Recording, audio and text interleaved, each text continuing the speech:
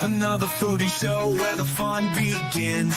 Cooking up a storm with all our chef friends. Reviews and recipes that will blow your mind. Live shows and laughter, a good time you'll find. Join us for the ride on this culinary quest. Johnny and Dana will never settle for less. Laughs and interviews that will educate. Another foodie show, don't wanna be late. Another foodie show where the fun begins. Cooking up a storm with all our chef friends. Reviews and recipes that will blow your mind. Live shows and laughter, a good time you'll find. Join us for the ride on this culinary quest. Johnny and Dana will never settle for less. Laughs and interviews that will educate. Another foodie show, don't wanna be late. Another foodie show.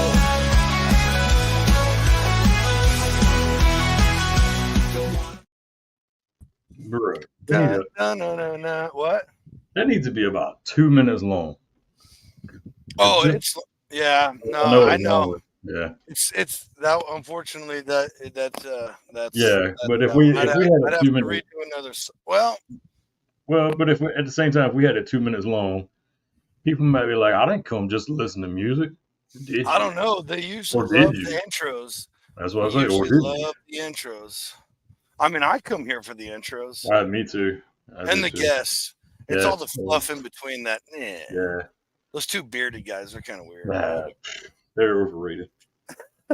How you doing, dude? Good, man. Good. Enjoying it. All right. Weekend's about over. Don't remind me. Yeah. It's so Yeah. sad. Back to the old grindstone. Yeah, it shouldn't be too bad though. Hopefully. We'll see. Did you get into anything fun this weekend? So yesterday we went to that concert. Right. And Right. it was pretty good. It was very good. Nice.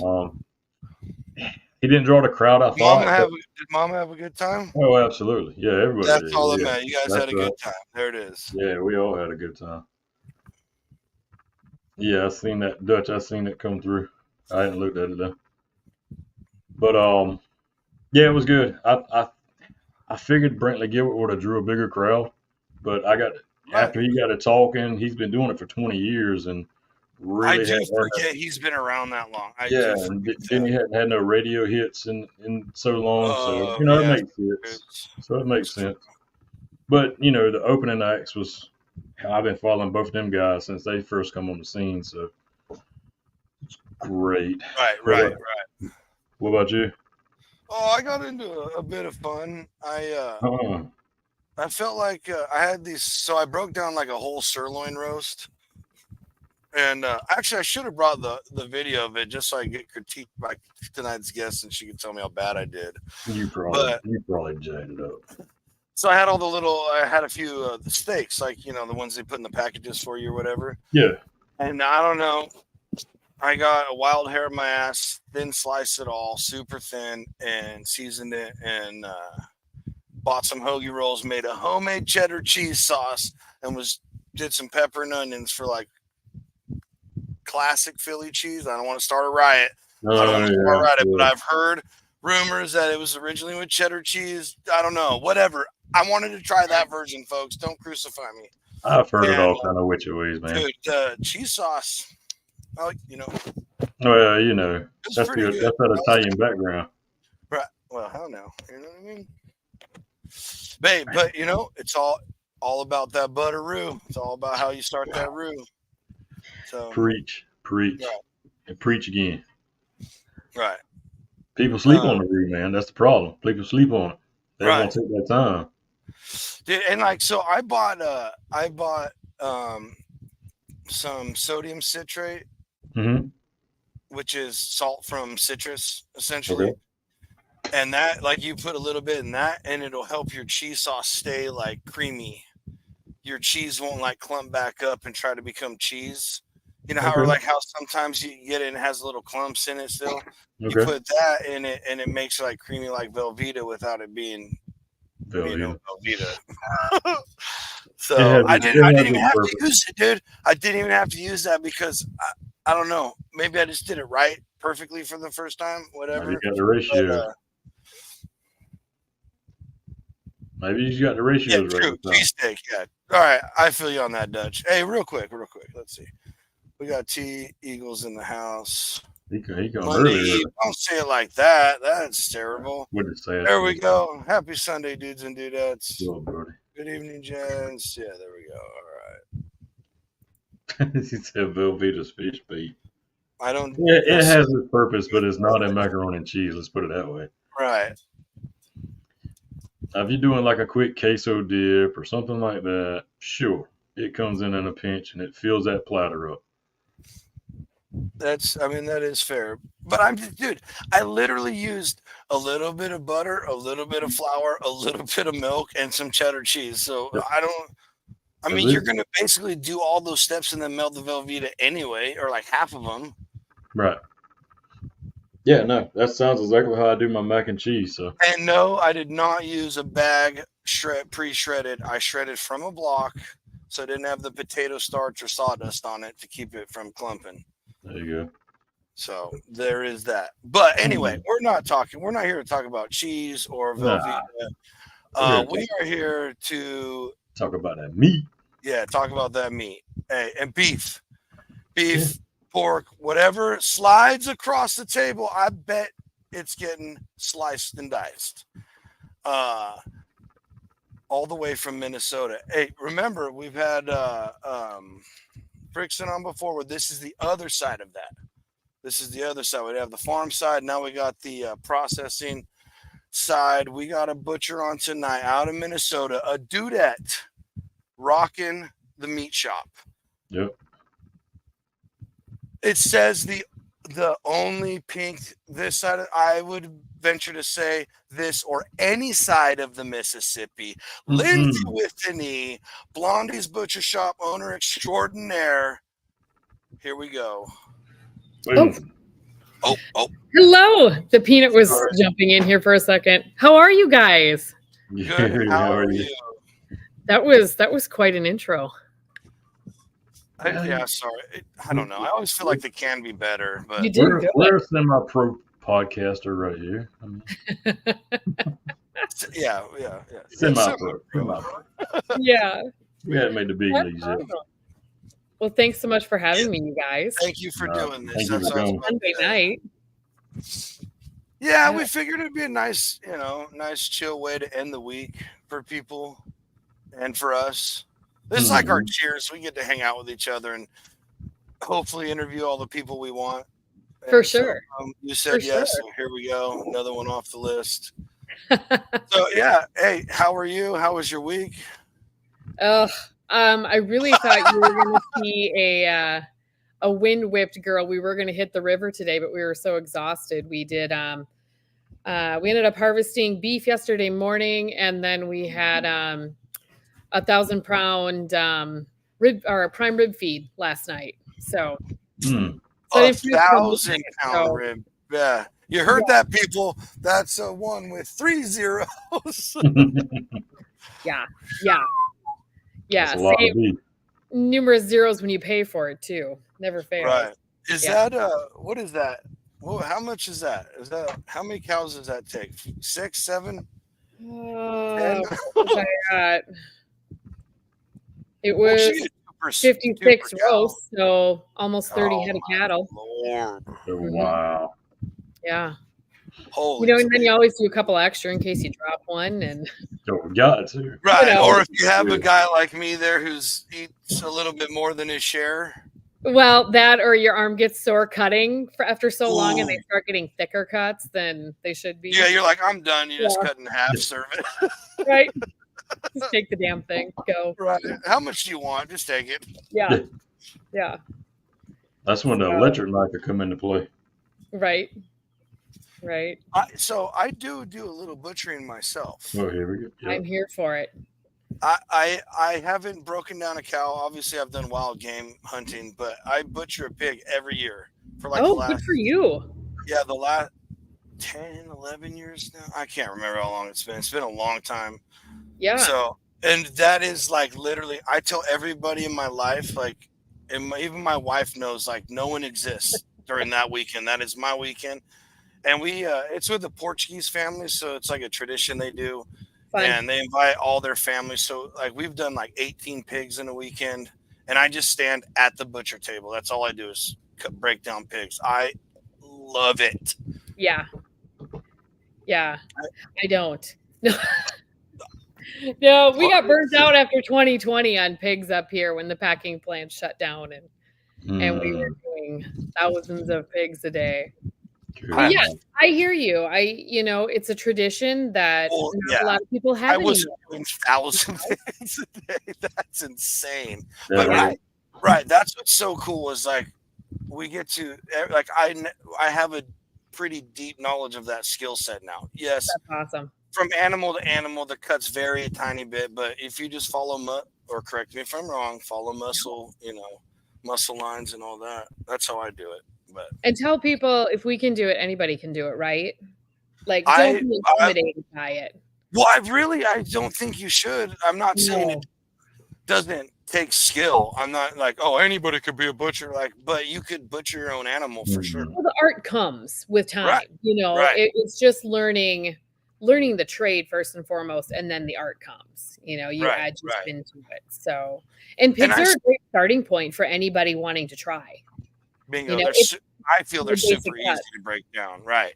Yeah. Right. Primals are, all the primals on a pig. It's like the shoulders, the belly section, the back, and then the hams. It's, and you can spread out from there. But beef is like I want to do that so bad.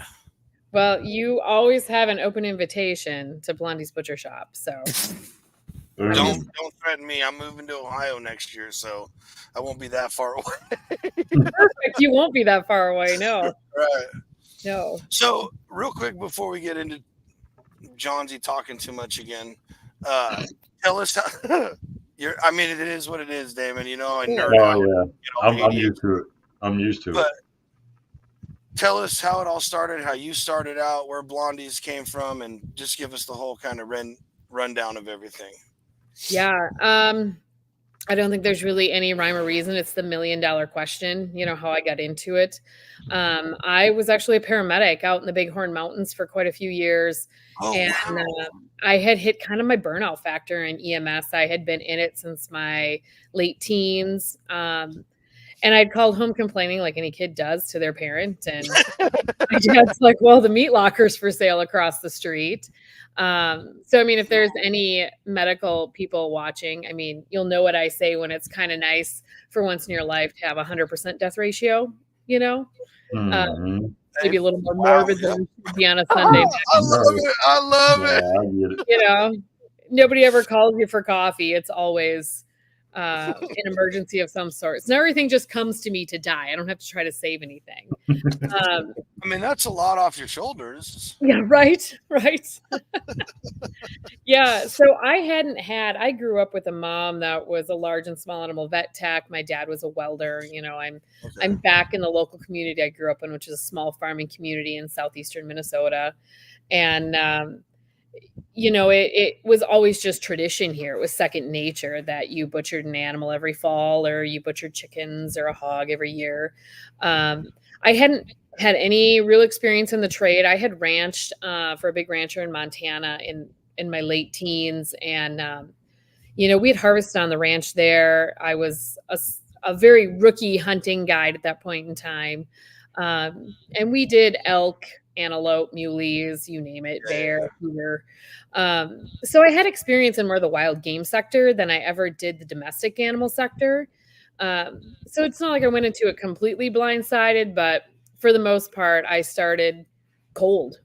There weren't a lot of schools to teach anything. So I have to applaud the Minnesota Meat Processors Group. The association has been amazing of mentors, and I think the average age of the butcher right now is 65. I was going to say it's up there. It's up there. We don't have a lot of young blood coming into it. And 2020 really highlighted the butcher and really put them in the spotlight again and brought the art form back. So I'm really hoping this next few years, right? Yeah, we'll see it coming. But As for the name, I mean, my meat locker was originally Wanamingo Meats when we bought it, and the local farmers, would drop the steer at the morning. So always the elder farmer of the family, the retired one, always had like the parts running job, the dropping the steer at the butcher. Then they'd go to coffee right away in the morning. So Right. they would always ask, each other, "What are you doing with the trailer on this morning?" "Well, I dropped a steer at Blondies." So that started at the local coffee shops that it was Blondies Butcher Shop, and then people started writing checks to it. And finally, in 2020, I think my local bank had enough, so we flipped her over to Blondie's Butcher Shop, and we haven't looked back since. So, Oh yeah. yeah, The community. how long has that been now? I've had my place 13 years now. I've been Yeah, slaughtering. I know it's been a while. Okay, that's Yeah. awesome. That's so cool. Hey, Daddy Dutch, look at that. Hey, you just heard it right there. He was out. Right He's there. 66. Yeah. Hey, TV soaps, welcome to the Dude Network. No. And we always try and highlight the new people. That's awesome. That's awesome. I'm glad they're saying hi. Right. Yeah. Hey, definitely. This butcher shop, she's located in southeast Minnesota. Yeah. Wanamingo is the town. Wanamingo. Wanamingo. I've seen it, but I couldn't pronounce it. So What a name. I wasn't gonna butcher it up to them. Okay. No pun intended here, right? That's right. It's all good. So, I gotta ask, what's your favorite cut? I'm a beef tenderloin girl, all the way. Okay, that's my wife loves fillets. Yeah, but I'm a girl that's naturally really busy. So when I sit down, I don't want to cut around fat. I don't want to chew on a bone. I'm a get it done girl at the dinner table. Okay. Yeah. You can't really argue with that. Yeah, my husband is a ribeye guy. Like, he's a prime, dry aged, 40-day ribeye. Yeah. Wow. He wouldn't marry me till I perfected my bacon. Mm-hmm. Well, that's one way to do it. I always tell people he's like the nicest asshole you'll ever meet in your life. Yeah. Shout out Hubs. Right. Right. And here he thought he was marrying somebody, that would butcher all his deer. He's a super avid hunter, fisherman. Right on. Yeah. I married a blue collar boy. And he's always the last on the list. So it really didn't work for him, He'll text me from the deer stand. He'd be like, "I got a good shot on a doe." And I'm like, "I swear to God, you kill a deer right now, you're doing it yourself." Because I'm so sick of doing deer. I'm busy right now. Right. That's hilarious. Yeah. But y'all don't do wild game in the shop, do you? I do. Okay. I don't do whole carcass anymore. But I do trim. Okay. I just did my first alligator last week. Ooh. Up in Minnesota. Wow. Yeah. So the local taxidermy guy, we're good friends with him and his wife, and he shot an alligator down in Florida and sent me a picture, and I'm like, "Don't bring that here, please." He's like, "You're doing it. So I had to phone my butcher network friends down south, and I'm like, "What do you do with these things?" They're a wicked cross between a fish textured meat and a pork textured meat. It's weird. It's really weird. And it's very fishy smelling, very swampy. That's weird. I've always heard chicken and fish texture. Pork and chicken. Huh. I wouldn't say chicken at all. Weird. That's so weird to me. Yeah. How can you have fishy pork? That's so weird. It's weird. It's really weird. I've heard it's good though. You can have fishy pork if you buy an outdoor hog that was raised on acorns. Acorns will taint hog meat. Really? Yeah. I learned that one the hard way. Oh. Yeah. Well, see now, because the most expensive pork in the world is raised on acorns and truffles and the Iberico pork over in Spain. It's got to be a different breed of acorn, and maybe it's a mixture. I don't know. I've heard that too. But yeah. Yeah, that's bizarre. That's crazy to me. Yeah. I know. That's what we said too. But I mean, everything depends on what animals eat. So very true. Right. So I could see it if it's a different breed, and maybe the truffles they eat offset the acorn. I have no idea. I have Right. no idea. No, you're totally onto it. I mean, it's the same thing as harvesting a white-tailed deer over by me in the Corn Belt and then harvesting one on East River, South Dakota. Or You know? out here on nothing but sagebrush, and Exactly. they're very Exactly. gamey out here. So you're going to get two completely different profile flavors. On Totally. that. Yeah. So, and then, male and female as well. Age of the animal. Right. You get an old buck. Like I told my husband, I'm like, if you shoot a buck, it's just going to go to the food shelf. Like I want him to mount shoot, but I'm not keeping that meat. I've become such a meat snob. You cut so much, and same. Yeah, I have too. I can. In my little experience, I'm like, nah, this is fugazi. I know. I'll be like, you got a male deer just by the sniff of your backstrap. Right. I'm like, no.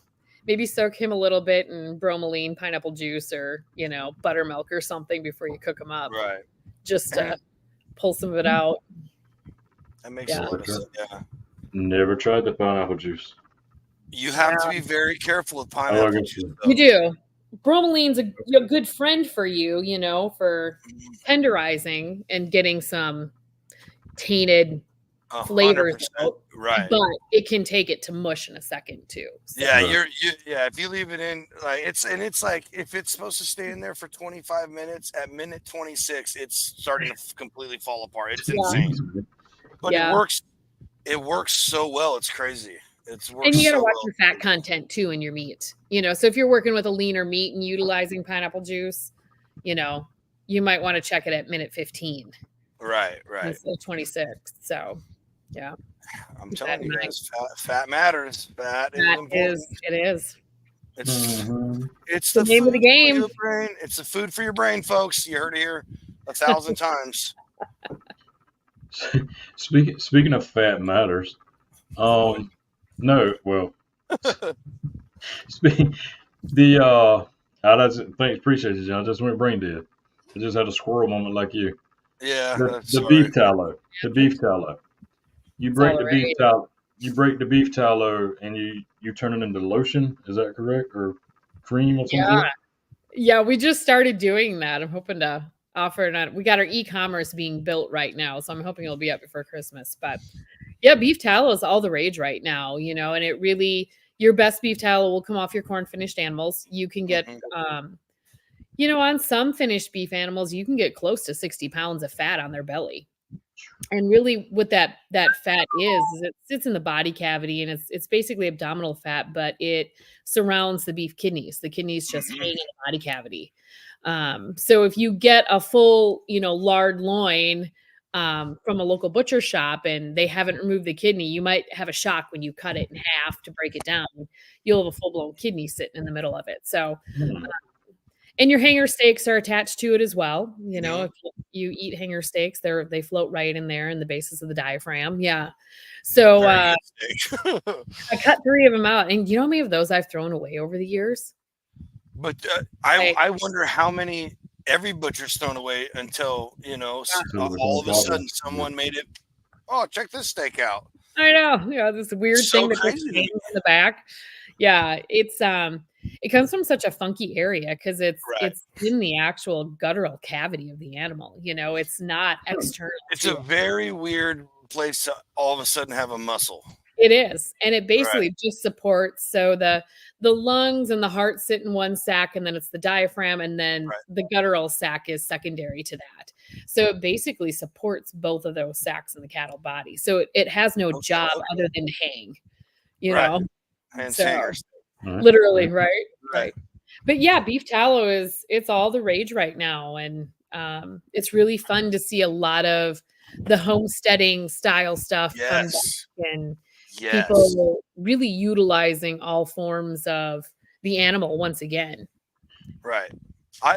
We love that. I save everything except for the guts. That's unusable on my pig. Are you guys hunters at all? Yes. So you save all your fat trimmings and stuff to do your deer in the fall, or your bear or whatever. Yes, yeah. I save it to I'll buy chicken breast sometimes, and I still have caul fat or leaf fat, kidney fat, whatever. It's all different terms on different animals. People say, Right. "Oh, it's caul fat on a deer," or whatever. Yeah. And but yeah, I'll put a little bit of that in there when I grind up chicken to make ground chicken, because pork fat's delicious and it's good for you. So For sure. plus, For sure. you get chunks of it out of a pig. Yeah. I mean, How 60 big of a pounds. pig off are a you pig, slaughtering? they're about 290 to 310, right in there. Yeah, They're fatted a little bit. Yeah. love it. Yeah, I don't want no 100 whatever pound market pig. I don't want that. Yeah, We're trying to fill me the neither. freezer here.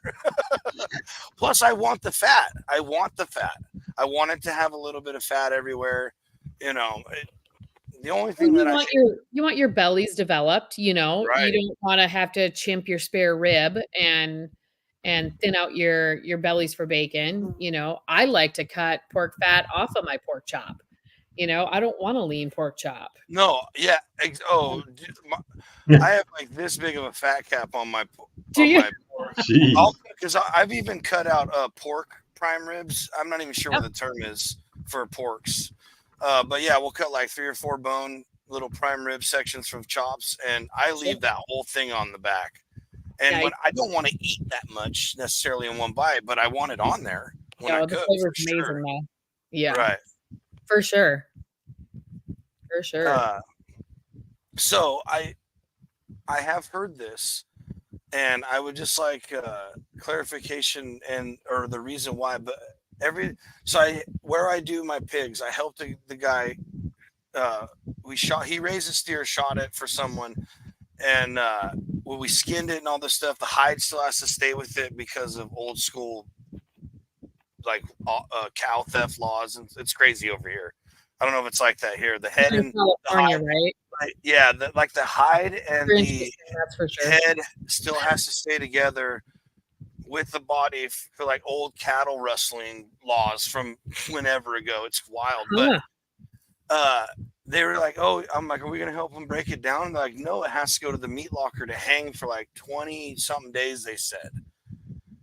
And I just found that fascinating. Is that a thing between versus pork? Like pork, we hang it overnight because it's easier to cut when it's cold. When it's hot and you cut yourself, it sucks so bad.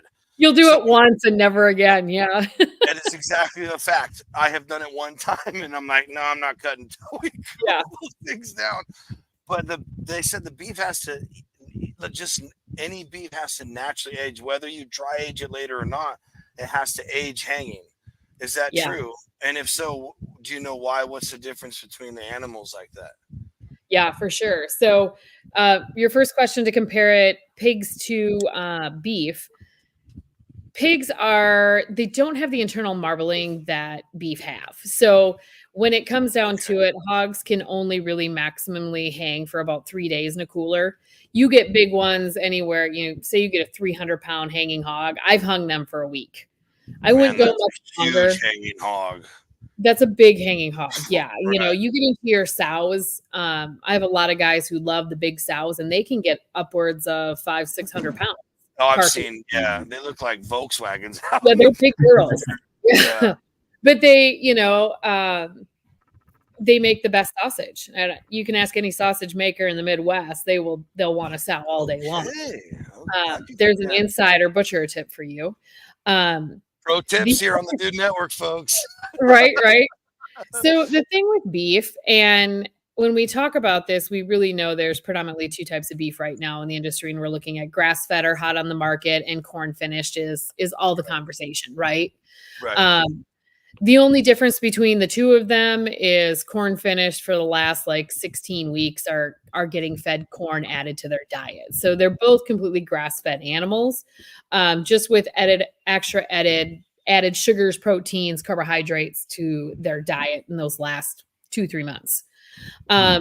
So when we add more fat to an animal versus a grass-fed animal, which is going to have a lot more carotenoids, which is your yellow fat, and you'll primarily see that in more cows, and you'll see it in grass-fed animals, right?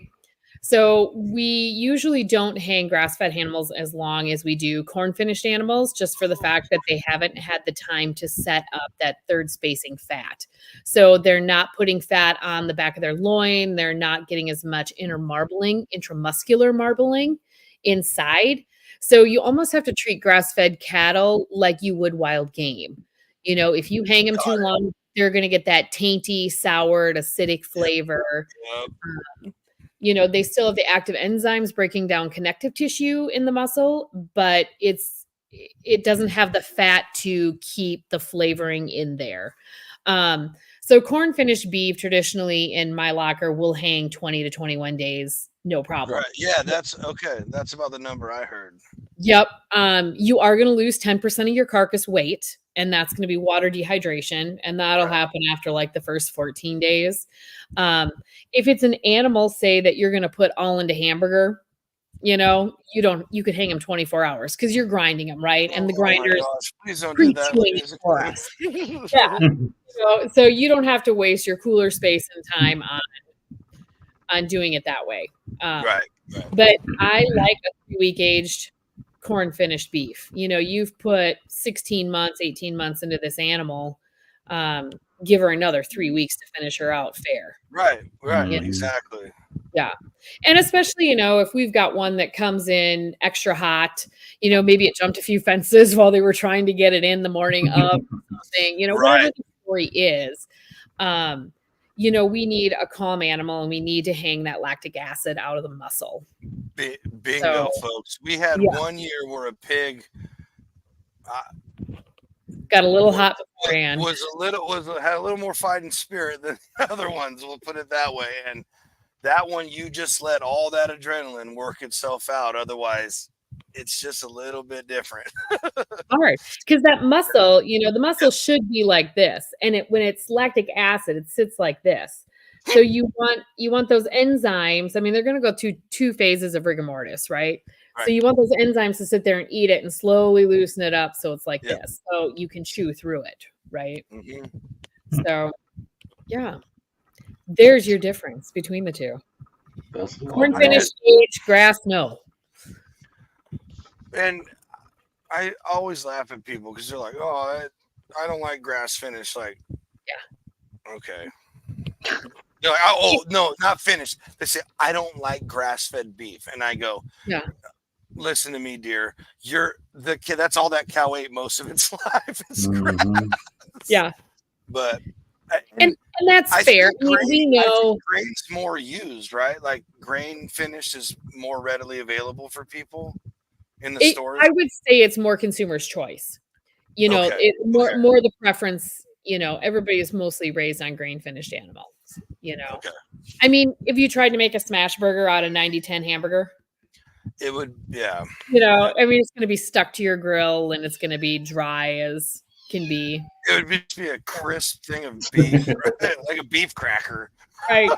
But it's first and foremost, I'm just glad you're eating beef, and I think there's a lot of niche markets right now to give the consumer any flavor they want in beef. I mean, look at Wagyu right now has hit the market, and it's hit the barbecue scene hardcore. Mm-hmm. I mean, they're not using traditional corn-fed beef anymore in the barbecue competitions. It's straight up Wagyu brisket, which is so unfair. It should almost be a completely different category, You would think. I absolutely agree with that. Because you got guys that's going out there that can afford that $300 cut of beef. Right. You got a guy like me. I'm bringing the local Piggly Wiggly steaks or stuff. Oh, here we go, Mr. Highballer over here. Yeah. He's got plenty of money, so he's all right. Yeah, I know. That Wagyu it's a whole nother beast. The purebreds are not my favorite, but do you hear that damn cat? Yeah. Not a cat in here. I'm so sorry. Yeah. I have a sign in my locker that says "Cat, the other white meat." Mm-hmm. I know. I've only ever had what do they call it? It was I got it from a butcher shop up the road. Red Wagyu. It's like Wagyu mixed with red Angus. Angus? Or something. Yeah. Yeah. It was I'll- good, but I don't know. So the meat snob I've become, I do a quarter beef of a regular like Black Angus, Shorthorn, Red Angus, Limousine Charlie, whatever, Right. corn finished, and then I do a quarter of Wagyu cross. Usually it's like an Akahushi Angus cross, and I'll do a quarter of that. So this is how snobby it's gotten in my. Okay, we're real snobby now. I We're love really it. snobby. Oh, So I should do a live video of my garage. So I have specific freezers for each, species. that's So like nobody confuses my Akahushi Wagyu beef for hot dish casseroles, right? Like right. I don't need Akahushi hot dish. Tater tot hot dish. I made tater tot casserole with your Wagyu, Mom. Are you Yeah. happy? Thanks, honey. Thanks. Yeah. So everything is like labeled, Yeah. Oh man, that's No funny. touchy. Right, but seriously, I get that for sure. And that's the first for me. I know there's a lot of beef around me, beef around me, but I don't know anybody who has freezers for species. No. Yeah. That is the dream I didn't even know I had. I know. So we just emptied one out today, and my husband's like, "You have short ribs in here from 2021," and I'm like, "I know. I'm gonna do something with them," and they end up going to the damn dog at the end of the day. But yeah, I try to bring all my cuts home, and I think I've got every grill under the sun. Like I live for Father's Day because that's when all the grill specials are. Oh, Nobody puts grill specials out for Mother's Day. No, that's true. I mean, and that's a shame. That's a shame because there's a lot of grilling moms, especially after COVID. Have you seen the women on the circuit now? It's insane. Yeah, awesome. I follow a lot of them and get recipe ideas. Do you? So, do you know Erica Robbie, Blue Smoke Blair? Of course we do. So, Erica had come up to speak at Minnesota Barbecue Society, and I always go to that. Usually, I lecture on a protein or I sit and watch whatever. And she was the guest speaker this last year. And her and I hit it off, and she's just amazing. And she invited me down to her ranch. And so I don't know the barbecue circuit. I had just gone to kind of be the representing butcher girl, in the background. And I just wanted to learn. Well, I got to work with Chicken Fried Barbecue. Yep. Didn't know it was him. I didn't know who he was till at the end of the thing. I probably should have looked people up a little bit more before I went. It was very interesting. I was with all these. We're the same person, Lindsey. I know. All these barbecue god and goddesses, Al Frugoni, the live fire. Al was awesome. Yeah, we know Al. I wish I lived closer to Al. I mean, if you get the opportunity to meet him, just coolest guy you've ever met. Yeah. Good to know. And zero shits given. Like he will throw it on the grill, fire it up. He'll make something out of everything. But yeah, so I it's do been love really that fun. cooking style of his. So yeah, that's so insane. cool. The foodie community is mind blowing to me. It is, and they're like the Seattle butcher's wife. Her and I are like social media friends. We have yet to meet in person. But it's so fun, the community and how you all are, and everybody talks, and it's just fun. It's really great. And like you said, 2020 really put food and cooking at home and in your backyard back on the map. True. Big time. Just like it did with the butcher. Yeah. Right. Damon, what do you got up there, buddy? So I was good. Well, let's see. We could dive into this after the commercial. Yeah, go. I don't know. I got something, but we can do it after the commercial because that way it'll keep going on. Okay. Well, if we want to, we can go ahead and take a commercial real quick. Well, no, we'll go with this real fast. Yeah, go ahead. So, you good? The tri-tip. I got to ask because I'm from California, and we it's all your fault. Right. So, number two things. It breaks my heart to think of how many tri-tips have been sent to the meat grinder just to be put in ground beef or something. But is that something you do now? And when did that kind of hit the scene for you guys? Yeah, Because I know there's some places where it's still you have to like ask for it. Yeah. So I'm a custom cutting shop, so you have to ask me for it. I mean, I cut specifically to your specifications. Right. If you're getting a quarter of a beef, it's a pain in the butt to cut out. I mean, if you're getting a half a beef, we'll be much better friends. Right. Then I'm not trying to destroy the other person's quarter. Right. I mean, it's a pain in the butt cut to get out. It's the front of the hip in front of the sirloin. It's buried in there. And in the Midwest, we would traditionally just call it a hindquarter roast. And then you guys in California, it's just a hindquarter roast to us. And then California really took it away in the food scene. Okay, because I've heard of hindquarter roast. I never knew that was the same thing as a tri-tip, basically. Yep. Yeah, we would just cut it into a roast for years. I mean, yeah, it's the crock pot queen around here. Ooh. Now You just stabbed somebody dead in the heart right now. So I always tell people, that are super nervous to spend that, tri-tips are a little higher dollar because they're labor intensive. Right. And they're labor intensive to get out, and to get a good one. I love a Hereford tri-tip. Ask for a Hereford tri-tip. They have a little bit different marbling, especially if you get more of a heritage breed Hereford. Not to dive in too deep into cattle genetics, but we are here for, trust me. We want all the pro tips. I'm telling you, dive into a Hereford brand tri-tip. Okay. You'll find your marblings a little bit better on such a lean muscle. But I always tell people, if you tri-tips are finicky and ornery, you take them past 130, you're going to have shoe leather on your hands. It's a long striated muscle. It's a more of a rare cut. You have to eat it. Right. It's a steak. I tell everybody treat it as a steak. The whole roast, just treat it as a steak. I got a buddy born and raised in California, lives in Utah now, does not cook it any other way than like a brisket. And it drives me bananas. Wow. Well, I tried it one time and I was very sad. I apologized to the beef gods I was like, did not mean to desecrate it, but the silver lining, I always tell people, if it is shoe leather, just take it all the way. You may have lost the tri-tip war, but you have not lost the beef war. So take it to roast beef, take it to sliced beef, whatever. Pulled beef sandwiches like pulled pork. Folks, if you haven't done that with like chuck or something, you're not living. All the way. Right. Beef does magical things up there. Yeah, John is good for overcooking beef sometimes. Yeah, it's okay as long as you get your moisture in with it. No, he's talking about what'd you do? It was a flat iron. Flat iron.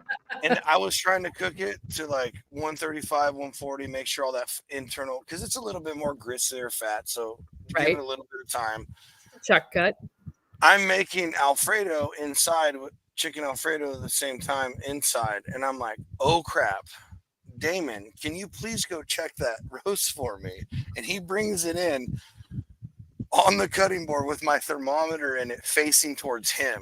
And I go, oh, how bad is it? Flips it around. It was like 186, like the exact worst temperature for beef. It's so far gone. And it's like still 15, 20 degrees away from being good again that I was like, well, whatever. At least the Alfredo will be good. Right. It was still tender, and it was still. It really was. That's awesome.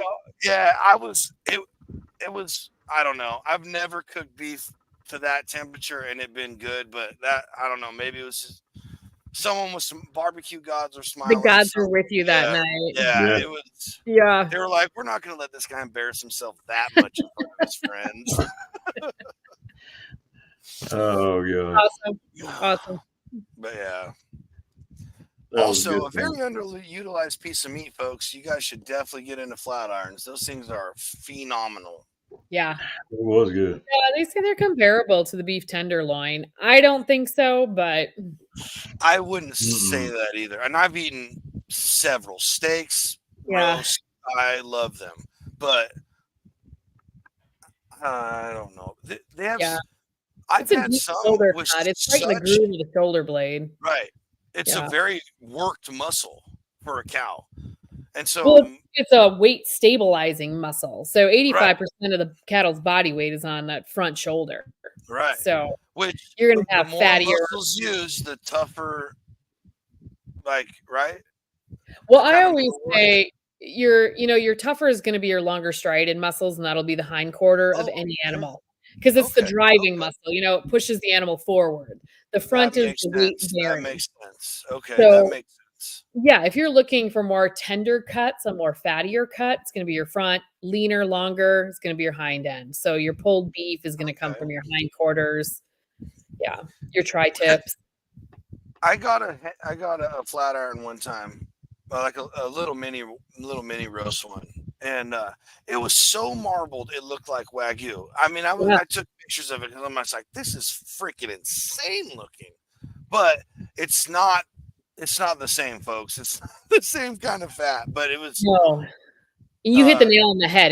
It's the fat. I mean, even when I cut like Akahushi versus say I've got an Angus on my table, the fat, the melting temp is so low on the fat that it's almost like olive oil. So when you get olive oil to harden and then you just warm it a little bit and it's immediately liquid. That is you what look at it and it starts right. Yeah, I mean, meat slides on my table, and it almost is a cut I would prefer to do in my carcass cooler. I would be a freak and probably just eat it up. Beef tartare. And that I haven't gone there yet. I don't know if I could do that. Yeah, we will talk about that real quick after the commercial break before Damien gets into what he said. Remind me, raw beef. Sounds good. All right. Yeah, we have to take this commercial. We'll be right back. After these messages, we'll be right back.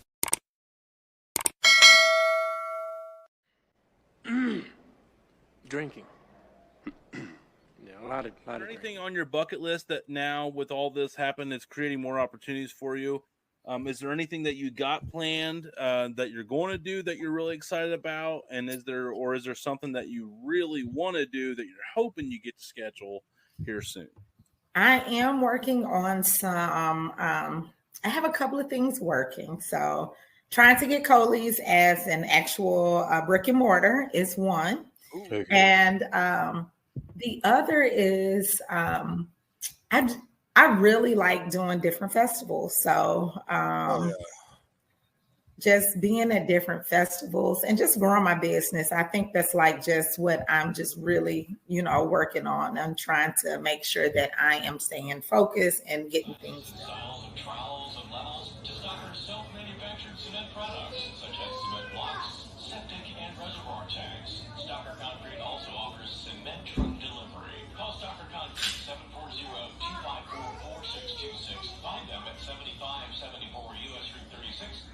What is your favorite comfort food dish? Oh my God. It's like a mixture of things, if I can say that. Like cabbage and sweet potatoes. Like if I can have cabbage and sweet potatoes. Interesting. Yeah. Like chunk up sweet potatoes and saute them with cabbage. Candied or baked, or it doesn't matter because I really love sweet potatoes and I really love cabbage. And so it doesn't matter how they're prepared, but like that is like my comfort food to where I feel like no matter how it's cooked, I'm like, just happy. Yeah, cabbage is so cheap too.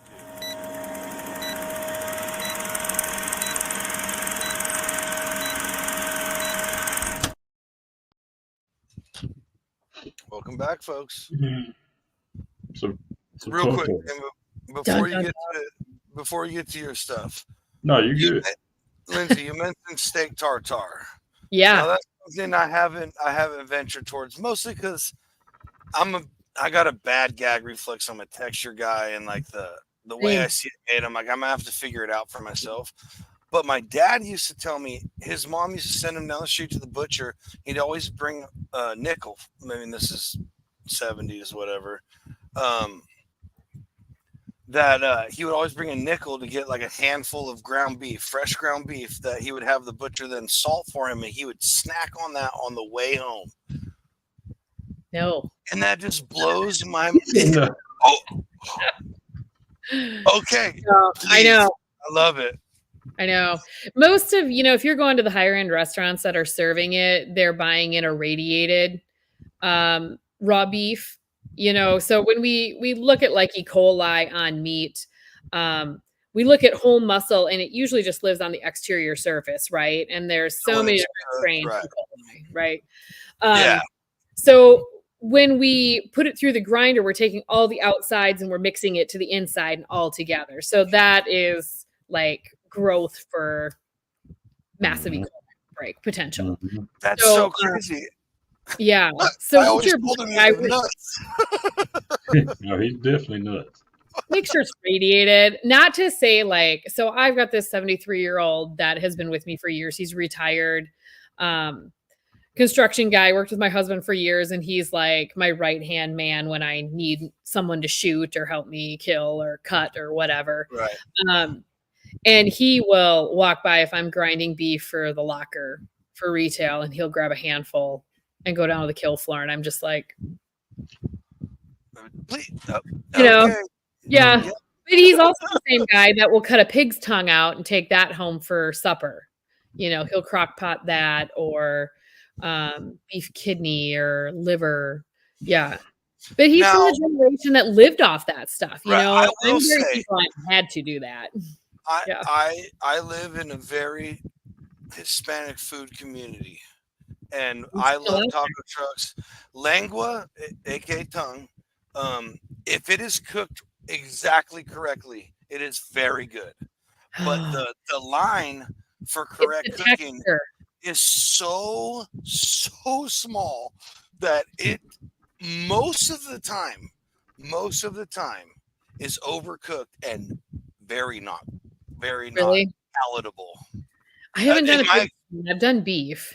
Oh, I've never done a pig's tongue negative. No. Yeah. The beef it's too velvety. The texture's too fine for me. That's what I'm saying. Like I've tried it several times. I've had it like once where I was like, wow, this is really good. Otherwise, it's the texture and the way it feels in your mouth. It's just not. And it doesn't taste exactly the way your brain remembers tasting beef. So it's like, okay, nope.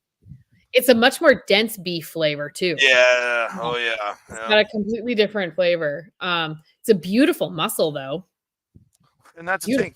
That is the most used muscle on a cow. They do this 24/7. Yeah. Chewing their cud. Lickers and tickers is what we call them. Yep. Beef heart and beef tongue. Lickers and tickers. I haven't eaten beef heart. I've dissected one in science class. The only heart I've eaten is goose heart, and it's very good. Very, very good. So when I lived in Montana, if you hunted, and you got an elk or a deer, you had to take a bite out of the fresh heart. I mean, that was part of the mountain man kill process. I'm telling you right now, I will giving it back to the wild game gods. Wrap it in the caul fat, and we will barbecue it, and I will take a bite first. That's how we will do that. I'm not drinking the blood. I'm not wiping it on my face. I ain't taking a bite of the heart. This is how hardcore the boys were that I ran into Wyoming, Sheridan, Wyoming. Yeah, I was that too when I started. I'm like, it ain't happening. Yeah, I mean, I might as well just hang the gun up. Right. Camp then, I guess. These boys, we'd get on a call, and it would be like a car versus elk or deer or something, and we'd bring one ambulance just for the people in the vehicle, and then another ambulance for the animal that was smoked, to see if we could take it back, and we would all take it apart and not it, bone it out. Yeah, that's EMS 101 in Wyoming for you. Already had her calling before she knew it. Right. Did you see that Dutch Barbecue made beef jerky out of beef tongue? No way. That's the first time I've ever heard of that. I want him to answer how well that stayed together. Yeah, Dutch, if you're still here, please provide more information. He's a good friend. If he's not here, I'll reach out to him and we'll get everybody. He's probably lurking by that. He's probably lurking. Right. Yeah, I'm curious how much that shrinks, how much he actually got out of that. Beef tongue jerky. That I would have never. I bet it's really tender. I'm gonna have to do it now. You need to track him down after this show. That won't be hard. I'll do a video on beef tongue. He created a dessert called the Johnsy. It's you take an oatmeal cream pie, wrap it in bacon, and that's the Johnsy. That sounds like a new state fair item. Yeah, that's the Johnsy right there. You gotta tell him it's called the Johnsy. The Johnsy. Noted. Yeah, right there. That's how you spell it without that apostrophe s at the end. Got it. Damon, what'd you have for us, man? You had something. Oh, there we go. Hold on before we get too far. Right there. Oh. Brine it, smoke it, let it cool, and slice at about 20% loss. Did he boil it to get the taste buds off first?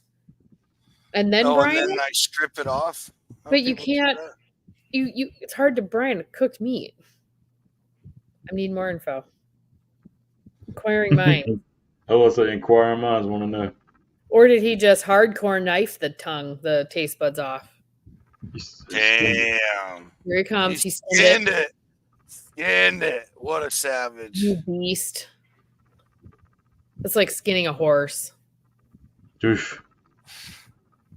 Yeah. Skinning the muscles stuck to the hide. There's no fat layer in between them. It's miserable. Yeah.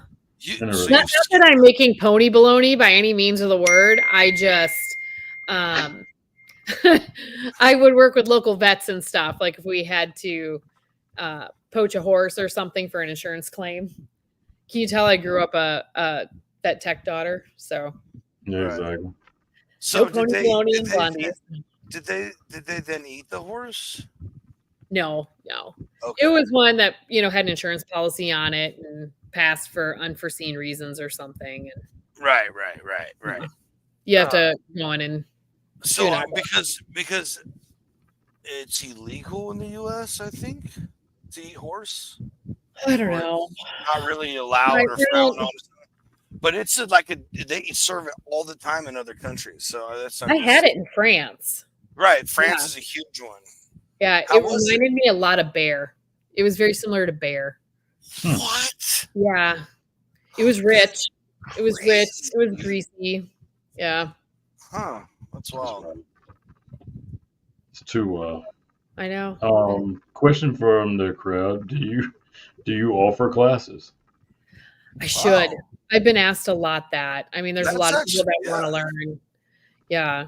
And I love teaching. I had to learn the Hard Knocks way. And I basically just went and worked for other butchers for a week at a time, come back to my locker, cut and kill, and go back and work for them and learn. And now schools are starting to pop up. The trade schools are making a comeback with it. But outstanding. I love to hear that. Yeah. I should do some classes.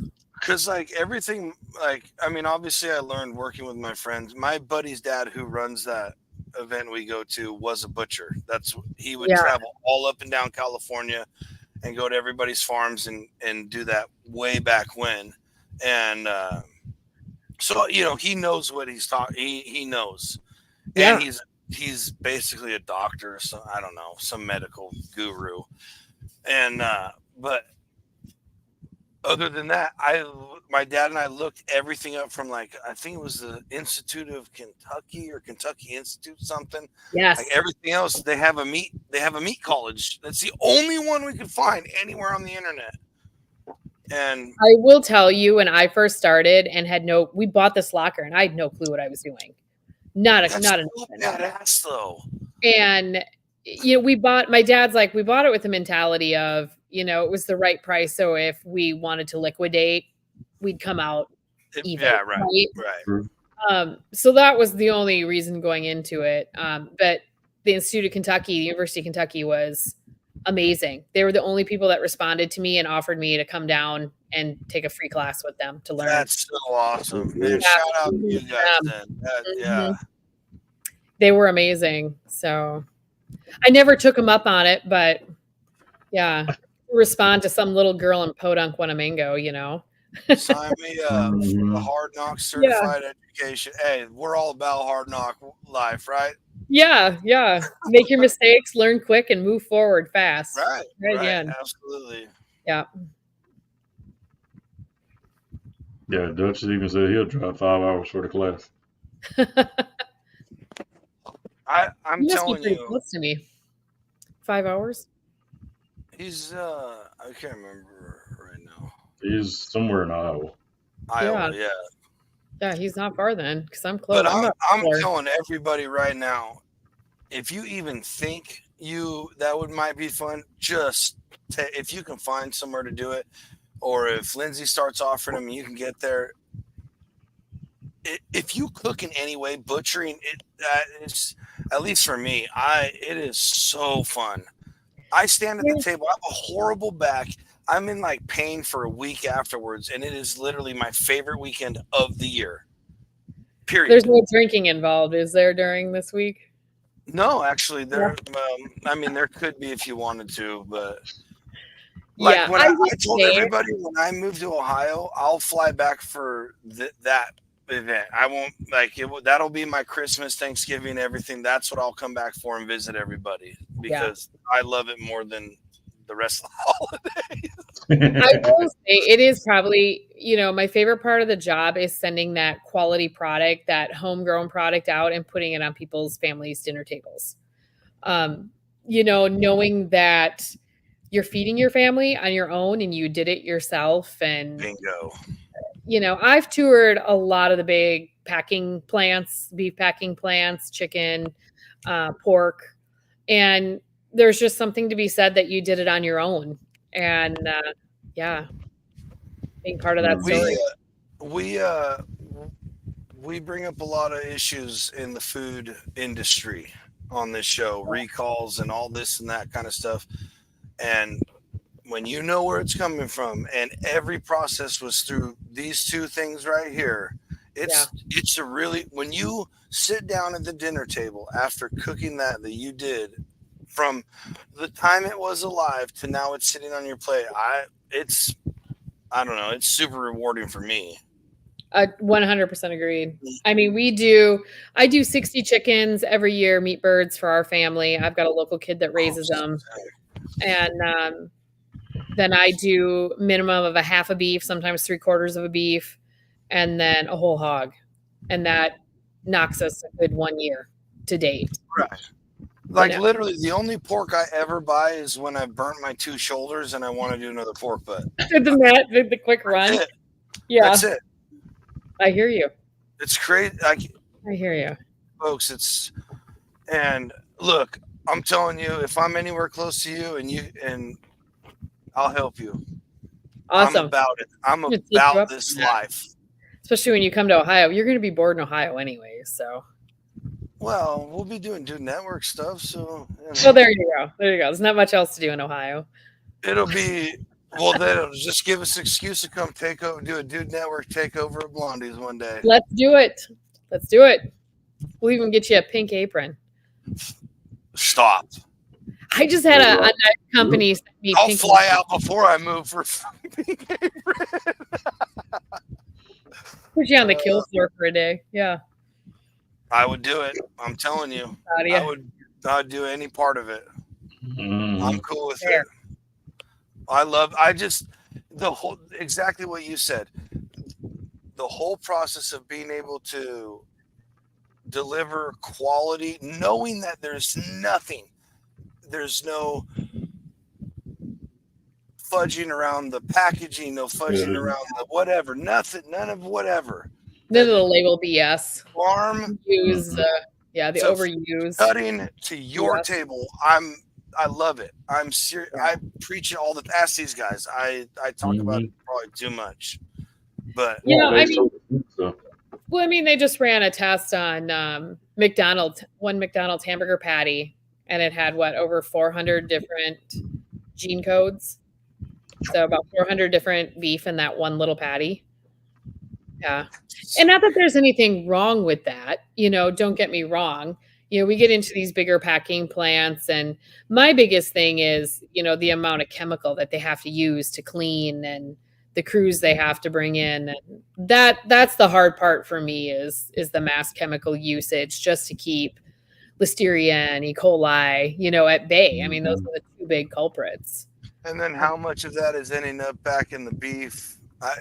By proxy, right? Right. Not on purpose. I'm not calling anybody out saying on purpose. I'm just saying because they have to, and people don't want to feed themselves anymore. I mean, it's a hard fight to get somebody to even grow a tomato plant on their deck in the city. Right. You know, they want the luxury and courtesy of Amazon now. You know, we've made front door delivery. Right. Yeah, everybody wants it now. You know, so the art of the butchery and the slowing down of the process, and you know, the whole gratitude attachment to, you know, harvesting an animal and feeding your family for that amount of time. It puts a whole nother feeling on your dinner plate in the middle of wintertime. And, you know, yeah. So yeah, it's an interesting consumer world right now. That's for sure. Yeah. Right. No doubt. And hard to be a farmer right now. Very hard. So yeah, I'm gonna have to go get a beer if we're gonna keep this conversation going. Yeah. Right. I feel so bad for the farmers out here. They are just in like this weird deadlock over water rights, and it's like, yeah, California is brutal right now. How are we in the water rights lock with food? Yeah, what they've done to the hog sector, or what they're doing right now to the hog sector, and then what they've done to the dairy sector is pretty heartbreaking. Criminal. Oh, I didn't say that. I wouldn't disagree. That's from the Saturday show, but yeah. I'll have to go back and watch the Saturday show. We talk about, we get a little more. There's no telling what comes out on that show. More, yeah. Well, you call me for that show, and I'll pipe in my 2 cents from my standpoint. That might have to happen then. That sounds like a plan. Yeah, it was crazy. Like in 2020, how people all of a sudden, you know, lived off this 3 foot by 2 foot freezer on top of their refrigerator. And then all of a sudden the pandemonium hit of, I can only get 2 pounds at the grocery store. Like, you know, they're sanctioning me and rationing me. And it was insane what that did to the human mentality, especially in Minnesota. Minnesota was really brutal in 2020. I mean, we had mass business shut down. We had pandemonium. I mean, Minneapolis is only like 35 minutes north of me. And we had, you know, they were talking about the rioters even coming down to affect the food supply chain. And we happened to make the list of one of the people that they were going to move forward to. Crazy. During the riots in Minneapolis. Yeah. So, you know, it was just really, it was almost like martial law in 2020 in Minnesota. It felt like. That's crazy. We were really close to putting bars on our walls, on our windows at the locker. I mean, the phone rang every 7 seconds. We timed it out. Yeah. Jeez. I looked like a girl in the McDonald's drive-thru with the headset on and the phone attached to my hip. And yeah, it was another world. It was really interesting watching the consumer relationship with food and seeing how fragile our food system is. Bingo. You know? Really scary when they were prepping little people like me on Main Street, Winnemingo, to start backing up the local grocery stores. You know, that was the plan. What? That's crazy. That was crazy, you know, and we were harvesting hogs and euthanizing hogs, you know, because we couldn't get them in the cooler, you know, and you had to euthanize them. They were too big and too aggressive. And oh yeah. Oh, people don't know how aggressive pigs can be, but they are not Charlotte's Web, let me tell you. Right. No. So just real quick, there's an island in the Delta where I fish out here sometimes that has wild pigs. Well, they were domesticated, but they got cut off on this island, and they swim out to your boat if you get too close, like trying to come at you. They are. Oh yeah, they're jerks. They are not. Yeah. There ain't no, oh, it's a cute pig in the wild. Negative, folks. Negative. Like petting a buffalo in Yellowstone. Come here, Fluffy. Yeah, I don't either. I will never understand. Get lost 30 feet, and it's like, do you know what the internet is? Like, there's warnings Mm-hmm. Those buffalo bulls, their heads can be almost 5 feet long. Like their heads are huge, huge. I'll never understand it. I will never understand it. And It's people like don't realize even with pigs, their jaw is like the jaw of a pit bull. Like they can snap your leg bone in half. Oh, Yeah. pig, Pig pig snouts. snouts. Yeah, if they don't I have their don't- eye teeth snipped. Like pig snouts. I raised pigs for years, and they don't care. They No. dig through stuff, cement, No. whatever, and their snout will be bleeding. They don't feel that. They just keep going. I know. That's, a lot of the farmers up here, we're obviously a big confinement hog area. And for the primary reason that hogs are very susceptible to environmental factors. That's why we bring them indoors. They're very similar to humans. But if you pass out in a hog pen, they will chew on you. They will eat you. Like there is Best way to get rid of a body. I mean, Stop it. I'm gonna be that. You saw that finger point, Damon. No, Did you listen to the criminal episode podcast? Oh my God, I gotta ask my girlfriend again what it was. She sent it to me. She's like, you have to listen to this. And it was a butcher in Canada. Canada. I already know the story. He was taking kind of he was bringing in what would you call, like lost souls kind of, souls that people really it was all like prostitutes and homeless drug addicts and stuff like that, right? Yeah. And they disappeared within 3 months, and probably some weird crazy thing where I'm like saving them, or who knows what psycho. Well, they did disappear within 3 months. They found it by the shoes, right? Was like it that? Is that how it was? Well, they tested somebody's pork sausage, and it had human DNA. It was all he was grinding them and selling human meat. I didn't hear that part. Oh, yeah, okay. but he was selling the bones to the pigs and whatnot. So then they found out Canada in the pasture. That's the thing. That's the thing is they will chew through the bones. Yeah. Yeah. They get rid of everything except for clothing, like your glasses, whatever, like that kind of artificial stuff. Everything else, fair game for them. Yeah. The poor producers are going to call me tomorrow and be like, "What the crap are you talking about, Lindsey?" I know. But they are like where we used to buy our piglets when we raised them for 4-H and stuff. He had this. I don't know how much she weighed. Massive sow. Yeah. And he was. We were talking with him once. He's like, "Oh no, I never walk across that pasture. Never." And we're like, "What?" And he's like, "No. If I need to go to the other side, I drive my tractor because she'll feel so ornery sometimes that she'll run up and like." Budge that tractor, this huge tractor, and he'll feel it enough that he'll get nervous sometimes and like kick it or like, hey, no, like a tractor? I'm sorry, what? Mm-hmm. Well, there's reasons, we crate sows in enclosed barns too. I mean, they'll lay on their babies, they'll eat their babies. They're extremely aggressive. They're wild. Yeah.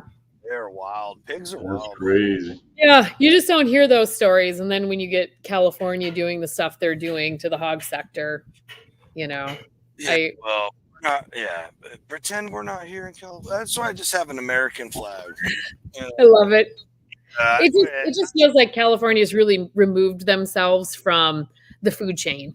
Which is our Central Valley from Bakersfield to Sacramento grows so... At one point, was growing a quarter of the food for America. So why are they messing with that, folks? I don't. You tell me. You tell me. We can talk about that on Saturdays. Yeah. I mean, it's so crazy. That's why I'm moving out. We're out of here. My wife and I decided, like, I'm done with this crap. Your tax bracket will be better in Ohio anyways. And the thing is, this place is so beautiful. If people who've never been here, like, oh, California sucks. Actually, it's one of the greatest states in America. Gorgeous state. Yeah. But I love Bakersfield. The eucalyptus fields and oh my gosh, right. And my wife and I spend tons of time up in Humboldt and the redwoods on the coast, like nowhere else has that, but You know, you still Solving gotta- was my favorite. Solving's awesome, right? Solving. The pancakes. Just saying. Yeah. We were gonna go up there for our anniversary this year, but there's a big fire up there because, of course, there is in California. Well, heavens forbid we do any woodland management. Forest management, yeah. Weird. Those evil loggers. This podcast is taking a whole nother turn, isn't it? People are always getting. There's a lot of chicken farms around here. There's Foster Farms is huge around here, so a lot of chicken ranches. Mm-hmm. And people are always like, "Oh my gosh, can you believe how they treat those chickens?" Okay, you are talking to someone who's raised chickens most of their life. If chickens are stressed, sick, or anything, they don't lay eggs and their meat tastes like absolute trash. So if farmers are treating them badly, they are literally ruining their own business. So correct. Yeah, that's such a free range, misconception. this and that, get the frick out of here. If a chicken's happy, then you have money. If you Yeah. I always get a kick out of the vegans. If you ever look at any of my comments, whether it's our YouTube channel or whatever, I mean, it's always a vegan attack on me, which is fine. I understand. It's okay. But it's impossible to be vegan. You know, we look at the byproducts that we're getting off of these animals. I mean, it's just not a meat product we're getting. You know, I mean, if you know anybody who's a diabetic, you know, do you have sheetrock in your house? Is glue holding your couch together? You know, we can take this on and on and on. I think there's 70 some medications just between beef and hogs that they provide. Where do you think your uncle's heart valve came from, folks? Porcine valve, for sure, for sure. Right now, saving lives, dude. They're so identical to us. It's crazy. Very, very, very identical. Almost to the level this last year we partnered with, and this is something we don't talk about a lot, but it's really important. Butcher shops do a lot with the medical field. So we are right next to the Mayo Clinic. And the Mayo Clinic flight team, the Mayo One trauma helicopters, all of the flight staff, we provide all of their heart, lung, tracheas out of our pigs. And they actually have a human, not like a robot, but like a faux body that they can plug the trach into. They can practice intubating. They can control the lungs. They can put it on a PEEP machine. They can decompress a lung. They can do a crike if somebody needs a breathing tube. So all of these great things they're allowing us. Ear doctors will come in, will harvest hogs, and they'll stand outside the kill floor door. They'll come in right away as soon as the hog gets through its neural shutdown, and we'll cut out the cochlear implant in the hog ear. And they'll take them back to their research centers and practice new hearing aids and surgeries, things like that. So a lot of cool things going on. We can test cardiac drugs on harvested pig hearts as well, new drugs that are coming out, and see what the effects of them are. So you can do a lot with a fresh heart within the first 24 hours. They can actually make it pump again. They can get it rolling. It still has enough energy, I guess is the word, that they can add more electrical to it and make it work. Yeah, we're all electromagnetic beings. That's how cells work, folks. Electrons, protons, and neutrons. Exactly what I do as an electrician. Right. And you still have a measurement for 3 days post-death, an electrical measurement. So there's a lot of cool things we've been able to implement with byproducts of animals. For sure. That's so cool because I did not expect this topic to be brought up. Right? That was the only one. Isn't that a crazy one? For a lot, but I forget about that. That's so cool, you know. Yes. Yeah. It's super cool to get to work with doctors and do that kind of stuff. So a lot of medical advances. Yeah. So if you're vegan, you're against saving people. You heard it here first. Yeah. Well, there's just no such thing as, I mean, you just can't be. I think you don't have to eat food, but, you know, you're definitely a byproduct user. And the really cool thing right now is if you've flown on Delta lately and seen their little spew on being environmentally friendly and going more green this next year, these next couple years. I did. Yeah, okay, well, here's your inside stock market tip, right? So, take notes, folks. Right, here's news. New news. Beef tallow right now is the #1 fire retardant for Jet A fuel. So Hippocrates law is like cures like, right? So what they've done is taken beef tallow, and if it can be a fire retardant, why can't it be a fuelant? So they have found a way to make beef fat into Jet A fuel, making it an environmentally friendly fuel. So if you fly on Delta and you see the little spiel on the back of your seat's TV, it's going to talk about that. And you know it's coming out that beef tallow is a hot ticket right now. So I think you're going to see those prices go up and through the roof. So that's a pretty cool thing for the cattle industry. It is for them, not for the consumers. Right? I know. So I mean, honestly, at least the farmers are finally getting what they deserve, really. That's how I feel about it. yeah. It seems like they're constantly kicked around and have to go through this hoop and have to follow these regulations and this and that and this and that. So It's hard. It's hard to be a farmer. You know, you don't want to overgovern them. And I don't get that. If we don't have farmers, how do we live, folks? I don't want my food from a science lab. I don't want that. Nope. No, and I don't think that's sustainable. You know, I don't think you can mass produce at the cellular level like they're thinking they're going to be able to. Yeah, all this lab. I think there's actually one running here in California now. Yeah, that doesn't surprise me. But most of that market is owned by the animal protein sector anyways. So I still don't want it. I just want my animal I want the life to have led in the field, eating grass the way nature intended it to be. You know what is making a big comeback, or not a comeback, but a come into the States, is insect protein. No. There's a lot of breeders in France right now that are. Yeah, we brought that up. I don't want no cricket flour either, folks. No cricket flour? No. Look, yeah. Look, I know way more than I should about food.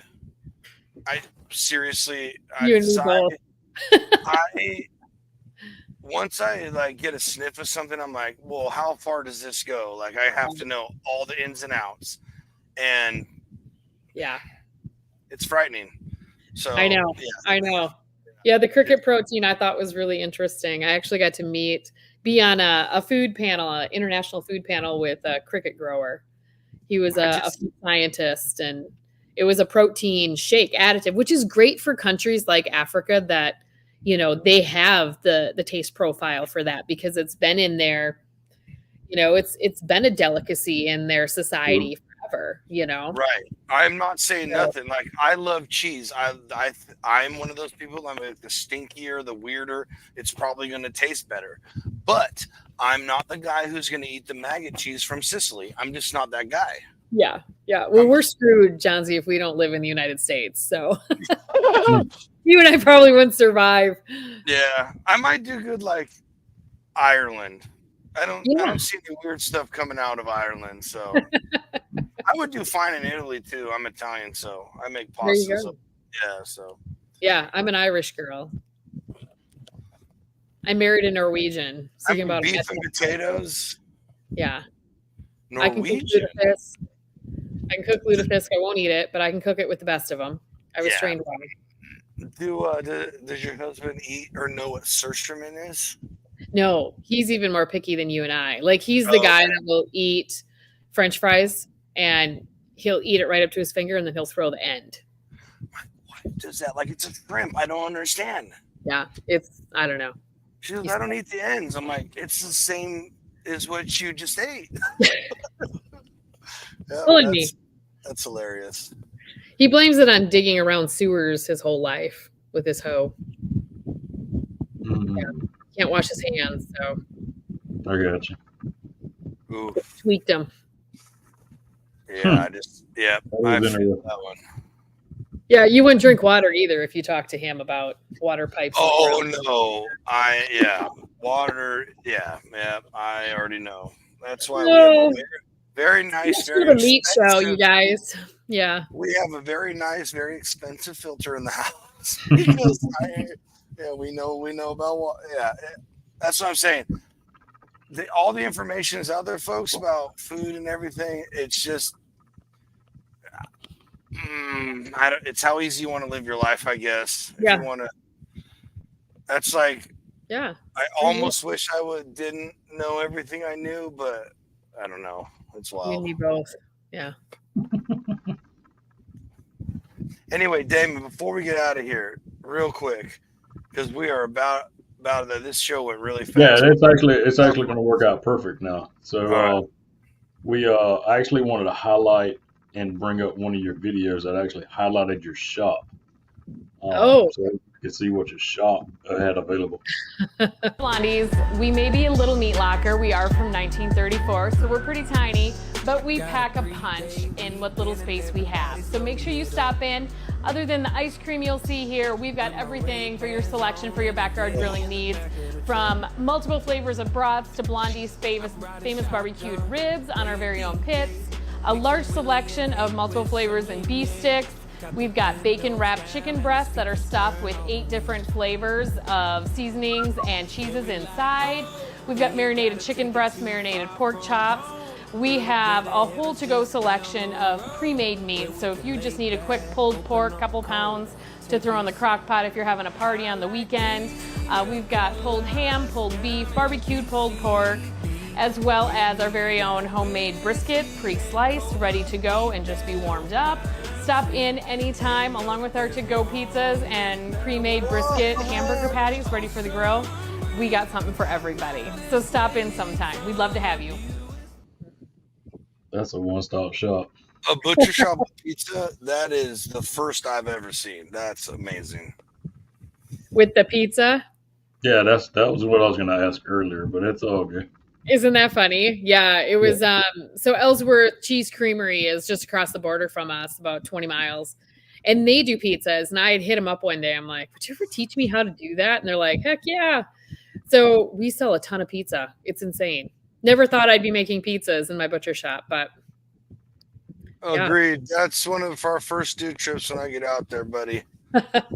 Just a heads up. It's fun to incorporate. You know, we can do a brisket pizza and make our own sausages on stuff. And I haven't conquered the world of making pepperoni yet. That's an art form. I need to try. But I am all about making Italian cured meats lately. Perfect. I have two copas and pancettas curing in my fridge right now. Nice. So Daddy Dutch wants to know, does Lindsey make any skinless brats? I do. Yeah. They're really popular with the kids. Do you ship? And if so, how far is that shipping range? We would right now we'll just be United States shipping. I haven't really ventured into the international yet, but our e-commerce should be up by the beginning of November.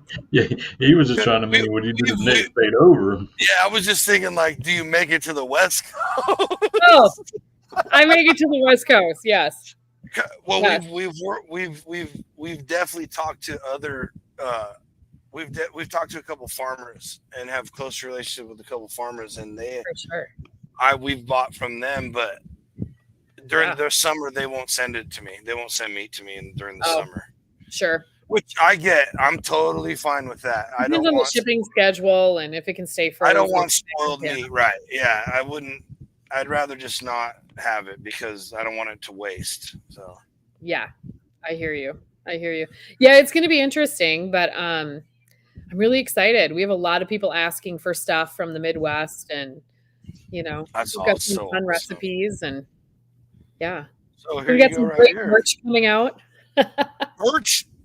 I sent my buddy over from Owatonna. He has a buddy in Owatonna. Well, he's from Iowa. That's right. Yeah. Yes, Daddy Dutch Barbecue.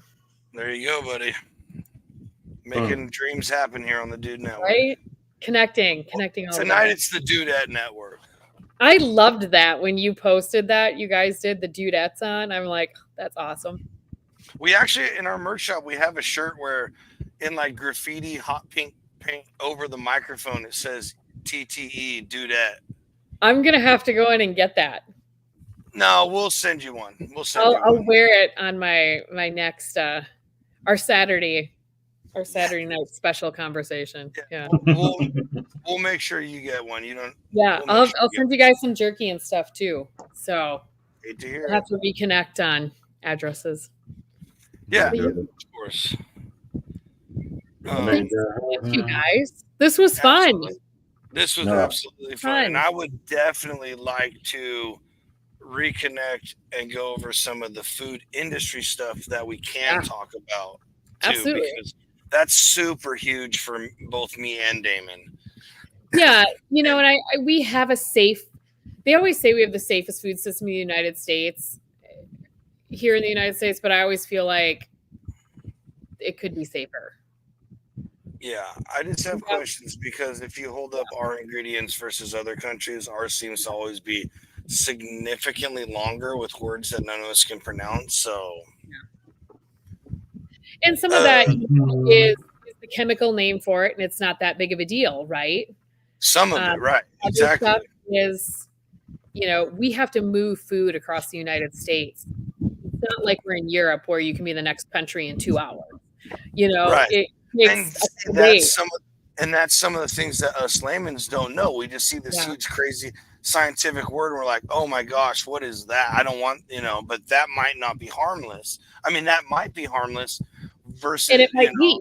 It might be. Right. You know, people get upset about nitrite in broths and beef sticks. Well, you can get 30 times more nitrite in your Sensodyne toothpaste, but you don't know it, right? Right. I mean, I don't use curing salt like nitrate like that, but I'm doing it so fast. It's being consumed so fast.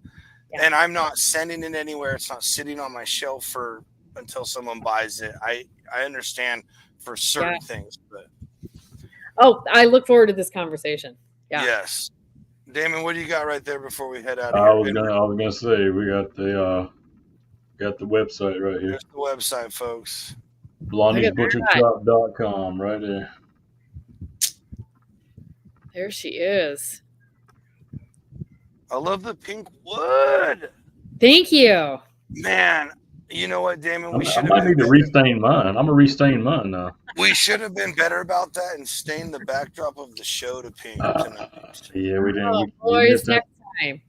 We missed that detail. Yeah, that's a fact for next. Man, look at all that. Let's go. Yeah. So it's fun. And you said you ship everywhere, even meats? Yeah. Yes. So there you go, folks. If you want to get in on this action, which trust me, I will be, because everybody knows I freak out. So there it is, BlondiesButcherShop.com. Man, that's a really nice website. Thank you. We just got our first USDA labels approved, so I'm gonna try my hand in the retail sector with my jerky. So I'll shoot you guys my pink jerky bags as soon as we get everything in line. It's a dance. It's a dance in the retail sector. Oh, I'm sure it is. Been learning, a lot of learning. So, but yeah, have some girl jerky in the meat aisle at the grocery store, right? That's it. Absolutely. There should be. There should be. I guarantee there's add a little pink to the red and black aisle of Fleet Farm. I love it. I absolutely love it. Yes. So real quick before we get out of here, Lindsey, tell everybody, roll out the red carpet. Tell everybody where they can find you, where they can follow along. Give the spiel. Yeah. Well, if you ever make it to southeastern Minnesota, we're 15 minutes north of Rochester, Minnesota, if you know the mothership Mayo. We're just 15 miles north, 2 miles off the highway in a little town called Wanamingo. Only pink meat locker this side of the Mississippi. If I am there, make sure you ask for me. I'm like herding a cat some days, so my crew knows to track me down. But if you don't and you're far away, check us on our YouTube channel, Instagram, Facebook, blondiesbutchershop.com. Yeah, there it is. Yeah, there's no comment. Thank you so much again, Lindsey. Thank you guys. What a pleasure. Absolutely. Pleasure, it's our pleasure. Thank you, guys. Forward to you living closer. Oh, yeah, for sure. Yes, yes. Don't forget this Thursday, late night parlay. Friday, we'll be back. What are we doing this Friday? What's his name? Hold Oh, on. Tuck Fard. Our Yes, good buddy there Tuck it is. Fard's coming back. Yes. Internet sensation goofball. We love him. Saturday, of course, we'll be back with our pre-recorded show for now, and we will be back Sunday. Not sure exactly what's going on yet. We don't. Yeah. Right? Yep. Tony locked one down. That's right. That's right. Yeah, Tony, the man Tony will be back. Forgive me, I don't remember. Oh no, I got it right here pulled up. It's Pitmaster Poppy. Pitmaster Poppy. In other words. Oh yeah. Gerald Bennett. Yeah, that's right. Thank you, Tony. He was the runner-up in season 3 Netflix Barbecue Showdown. Right. Thank you again. Sorry, my brain's like Swiss cheese, folks. When we hit the pockets, it's not so bueno. When we're in the cheese, it's all good. Be good at it, folks. Go do something good for someone else this week. Maybe reach out to a friend you haven't talked to in a while. Just brighten someone's day, and do something for yourself this week. Make the world a little bit better than it was the day before. Everybody, thank Lindsey again. Damon, Lindsey, you guys have a wonderful night. Everybody in the chat, we love you. Be good and be good at it.